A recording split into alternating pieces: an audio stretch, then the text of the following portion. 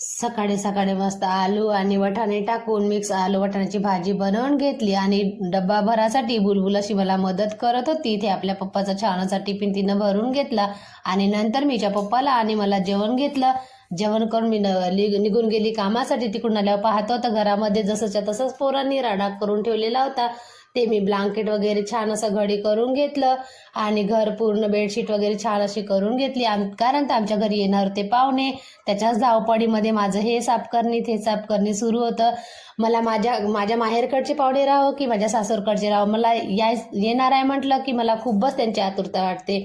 असं वाटते की आपल्या घरी कोणी नाही कोणी यावं आणि आपल्यासोबत वेळ घालवावा, आपण सुद्धा त्यांच्यासोबत वेळ घालवावं, कारण असा तर आपल्याला टाईम कधीच मिळत नाही.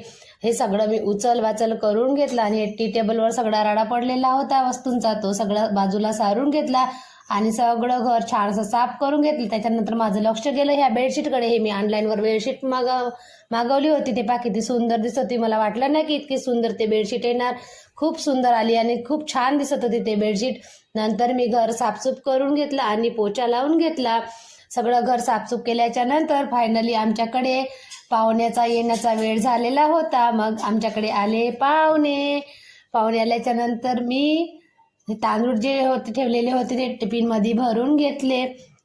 कारण तर मी साफ करून ठेवलेले होते. मला काही वेळ भेटत नाही म्हणून मी पहिलेच साफ करून ठेवते. मग हिच्या पप्पानी सांगितलं होतं की मी चिकन आणणार बा म्हणून, तर ठीक आहे म्हटलं. मग मी जे पडदे धुतलेले होते ते पडदे मी असे एकामागे एक अशा मिऱ्या करून घेतल्या, कारण ते रॉडमध्ये टाकायला खूप सोपी जातं आणि पटकन आपल्याला टाकता येते म्हणून मी सगळे ते रॉडमध्ये टाकून घेतले पडदे. हे पडदे सुद्धा मी ऑनलाईनवरच बोलवले होते. असे ते काही पडदे दिसत होते. खूप छान असे पडदे आले लांब लचक. मग आले आमच्याकडे फायनली पाहुणे.